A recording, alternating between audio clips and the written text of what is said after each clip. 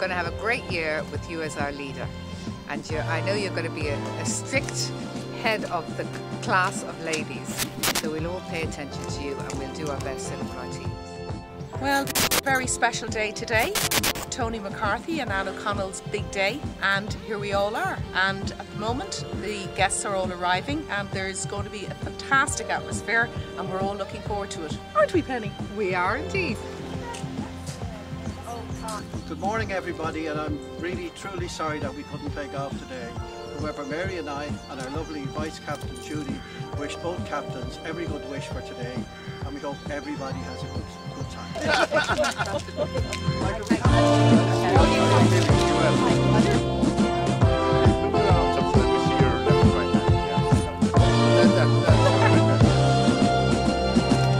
With snow on the ground, it's going to be a very exciting day, and I'm sure that the captain and lady captain have something up their sleeves that they're going to really surprise us all.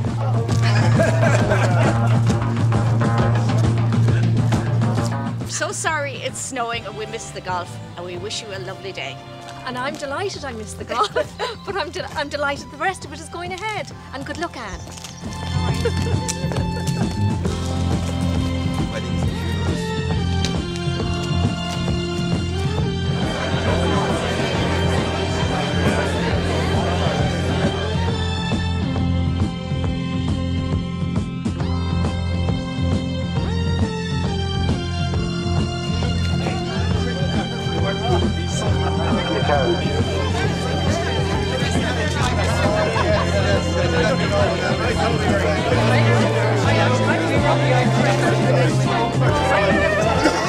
Good afternoon, everybody. Mr. Vice President Stanley, Vice President, honorary officers, members, guests and friends. You might remember at last year's AGM, a question was put to the committee on behalf of Andrew Wolfe to look into some way of recognising the amazing foresight of the founders of Edmondstown Golf Club. As a result of this request, a small committee comprising of myself, Howard Jacobs and David White was formed. Today, we find ourselves here to unveil the stone which has been commissioned by your committee. Before we do that, I'd like just to pay tribute to the elders who had such fantastic foresight in purchasing the lands in which we stand here today. It was in the 30s when a group of some 50 Jewish golfers who had formed a society which they called the Maccabean Golfing Society. This original group of intrepid golfers played their weekly Sunday meetings on courses and links as far apart as the County Louth Club in Baltray to Woodenbridge in County Wicklow, and very soon the membership increased to 100.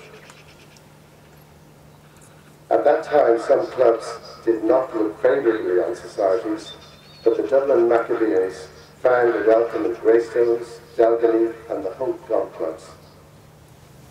Expeditions took place to the Isle of Man, a popular holiday resort for many Dubliners before the Second World War, thanks to a direct shipping line that got them there and back with ease. By the early 40s, fuel shortages had made travelling by car a luxury. It was at this time that an idea for the society to form its own club germinated. The society was now determined to branch out its own. For now, a predicament arose. Unless it got its own golf course, it would fade out of existence. This inevitably led the society to the formation of its own golf club. That this dream was achieved was truly amazing. An extract from a Sunday Tribune article in 1977, written by Michael McMullen, entitled "Chipping Out of the Bunkers of Discrimination," describes beautifully the period and the prevailing mood at the time. It reads, "Edmondstown Golf Club near Rathfarnham in Dublin stands today as a monument to the efforts of the captain's Jewish community in the run-up to the Second World War. They had already their own golfing society, but its members couldn't get anywhere to play. Edmondstown was their defiance. It In 1943, the Society became aware, on the recommendation of Philly Rubinstein, the Cumbrassel Street butcher, who knew through buying cattle from its owner that a farm was for sale in Edmondstown at the foothills of the Dublin Mountains. The Society obviously liked what they saw and made an offer in the person of Colonel Harry Barron to purchase from the Harrison family what was then known as Edmondstown Park Farm. The freehold property consisted of a substantial two-storey farmhouse, outbuildings, walled garden and 72 acres, on which Edmondstown Golf Club would be created. The purchase price was £2,892. On this land, the creation of a golf club with the Maccabean Society would take place. This stone, which we are now unveiling, should always be a reminder to us all. No person will ever be refused as a member to Edmondstown on the basis of creed or colour. I would now like to ask Stanley, our life president, who well remembers all these times, and in actual fact him and his wife are the longest living founder members in Edmondstown. I would like to ask him to read out the names of the signatories to the original constitution dated February 1944. Mr. President, honorary officers, committee members, this has been the 69th year of the founding of Edmondstown Golf Club. I would just like to read the copy of the founding, or rather the subscribers of the memorandum of association, and they were as follows. There was Harry Barron, there was Matty, David Buchholzer, David Glick, David Jackson, Ronnie Leventhal, Joseph Lewis, Jack Toole, and Avery Warren. It was dated the 8th day of February 1944, which is, as I said, 69 years ago. I would like to now unveil the stone together with our president, Pete. Okay.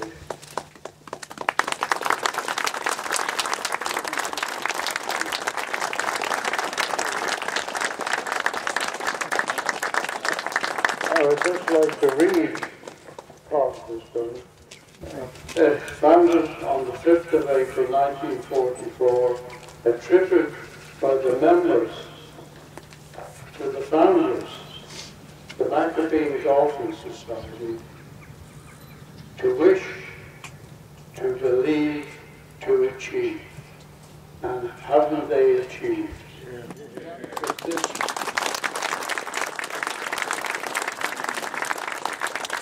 This stone will remain hopefully on this land for many, many more years to come.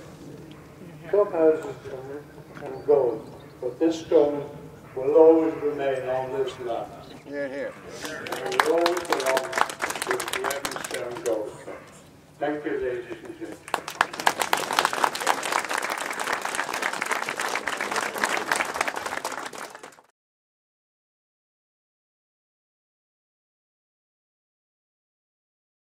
They hit that stone and they hit the clock. It could be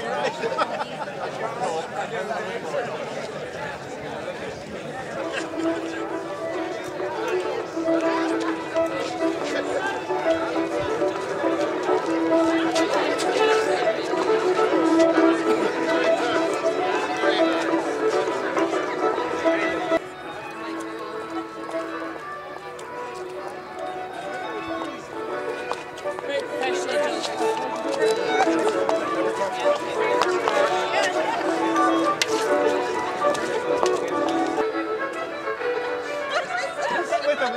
family member.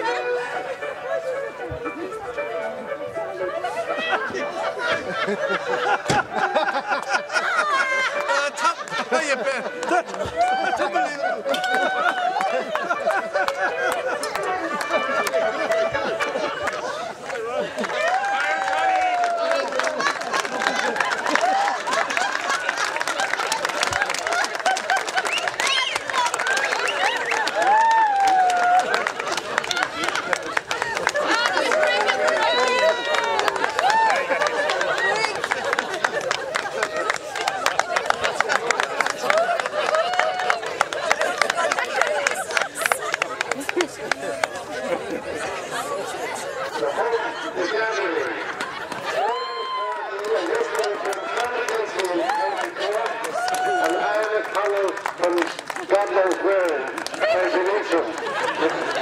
They returned home from Boston and we're now going to welcome Edmondstown with a cry of the bird. Let's get to this bit right.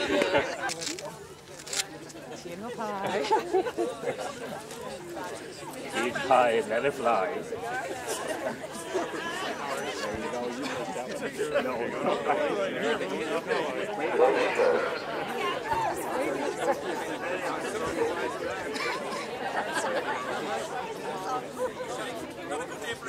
If I was you guys.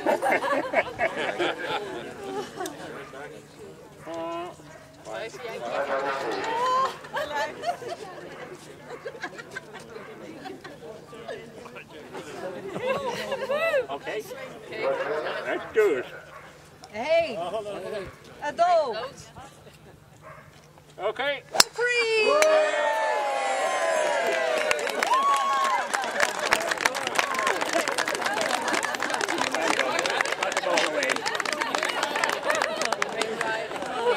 Hiya, doggy. Oh, what a way. Get in there together.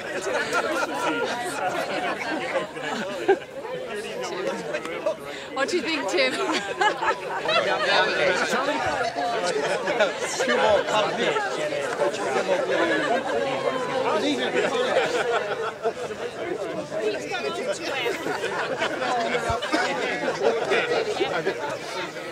Wait till next day.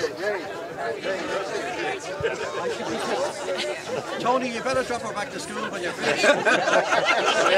Say, he was out painting. It's some cigar. Superb. The big cigar. Okay. Your message for the members. Yeah. Thank God this is over with now.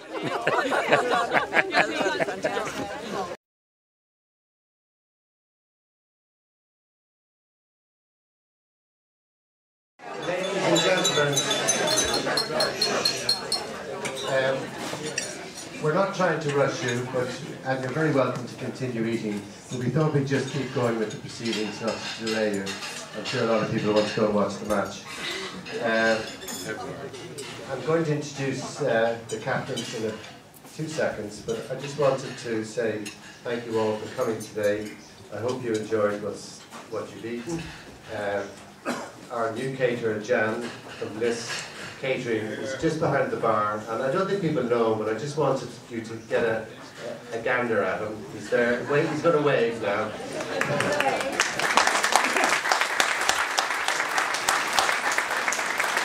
Thanks.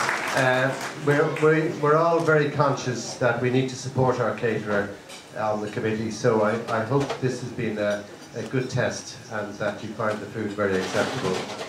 And lastly, just on that, I want to say, on Wednesday night coming, you might have got a text telling you that there's a sort of poker evening in the club at 6:45, and that's been organised by Jan as well. So I hope some of the people that fancy a little bit of gambling will come up on Wednesday night, just to get a bit of atmosphere going. Thank you. Now, I had the greatest of pleasure over the last 3 years of introducing at this function the captains after their drive-in. I've been blessed with, in my tenure as president, of having wonderful captains to work with, and I've got absolutely every confidence that we've got 2 golden nuggets all the way from America who've come home to be with us for the entire year. So this is going to be good. I'm going to introduce first the Lady Captain Anne, and after that Tony will come up and speak. So Anne O'Connell, please.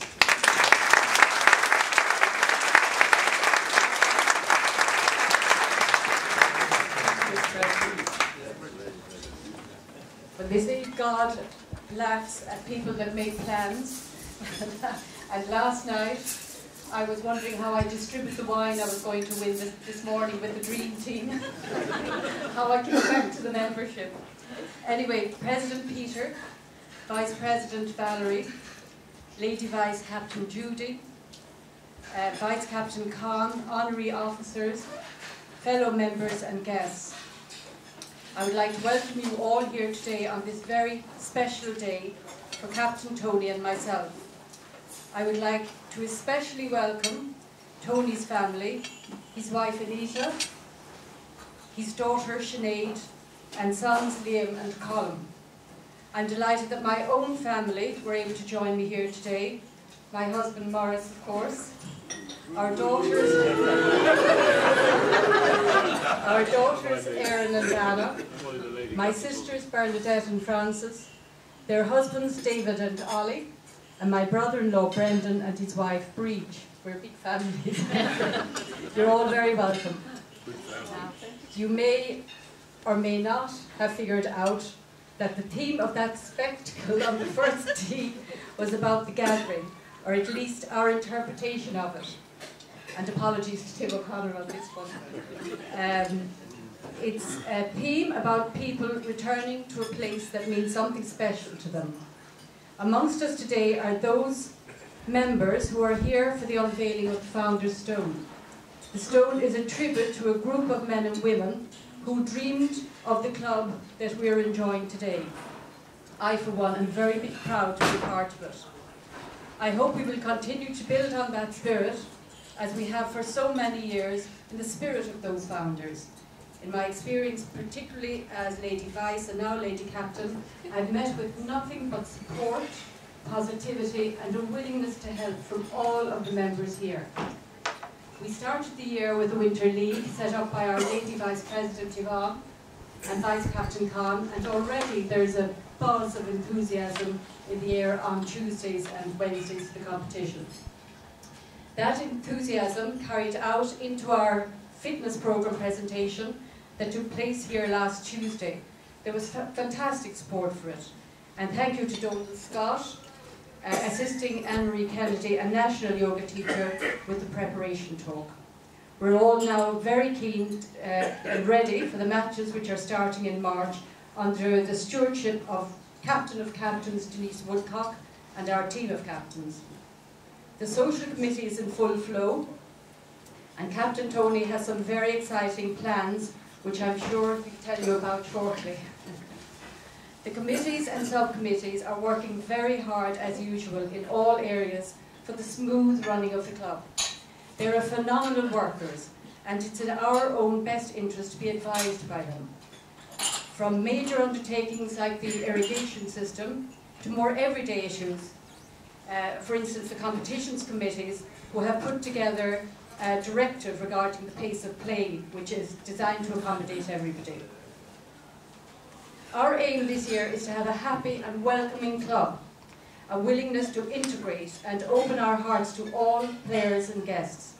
To continue, in other words, with the fundamental spirit of the club, a club that was founded in the face of an unwillingness for others to integrate or to open up their hearts. I think the founding fathers would be proud of us. This is a very happy day for me. Cards, messages and calls have come in from so many people who can't be here with us today. Gareth texted from Adelaide this morning. Lady President Anne Brophy rang from Cape Town last night to wish the captain and myself all the best today. She said she was sorry to miss it. Mind you, I didn't hear her saying she wished she was here. Either of them. While this is a very happy time for Tony and I would like to extend my condolences to those who have lost loved ones this year. I would also like to wish those who have been injured or ill a speedy recovery and look forward to seeing them all in the club soon. Before I finish, there's a very special lady member with us today. Her association with the club spans over 40 years, and she has taken this time to be here in the height of a whirl of parties to celebrate her 90th birthday. To wish her a happy birthday, please put your hands together for the lovely Gladys Factor.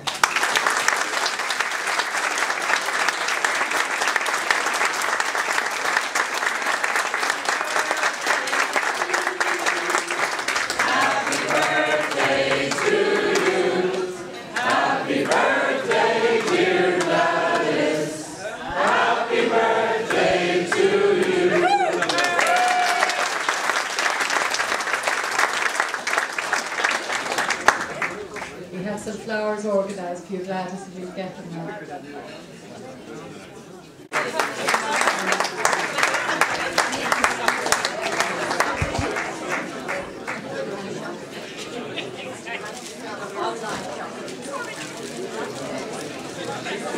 Wish you all a very happy and a year of good health and good God.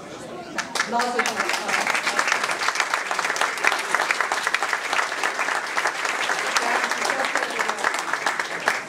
I'd like to thank everybody. I'm overwhelmed, but my thoughts are going back to the time when I first arrived here in 1949. My husband was one of the early members, and I went straight into it, and I remember the little farmhouse and sitting waiting for him to play his game on a Sunday and having my cup of tea and a scone with, I've forgotten, Mrs. Brian, that's it, yes. And I've seen great changes, and my husband did a lot for the club actually. He helped organise the building of all the new part and the bar, and he had his original bar here which he built himself, and I've seen a lot. And I've done catering here, because I used to do that in my early days, and I've been very happy in the club. And I wish everybody all the best and hope to see the club go on for many, many years.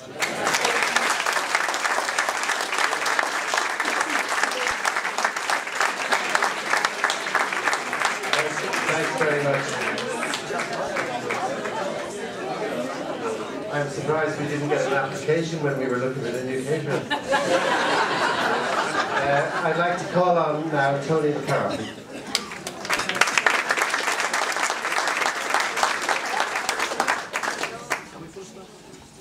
I'm glad to see Annie use the same font as I do. 16, so it's about that size. I'm looking at your notes. So I shall substitute mine. Ladies, gentlemen, as Anne has gone through the dignitaries, I'm not going to do that. I'm just simply going to say, welcome friends. It's a pleasure to have you here at our drive-in. I would, however, like to just mention my own guests, because I'm delighted that they're here with me. Firstly, I'd like to welcome Liam Nolan. Liam, as you know, is one of our longest-standing 5-day members. He's a fantastic supporter of Edmondstown Golf Club. He's served on Festival Week Committee for more years than he cared to remember, and is largely responsible for the success of that week.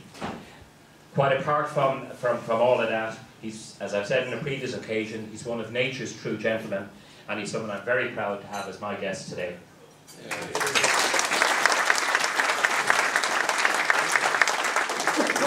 Secondly, I'd like to welcome Mark Murray. Mark is our junior captain, and quite apart from that, he's one of the best golfers, not just now,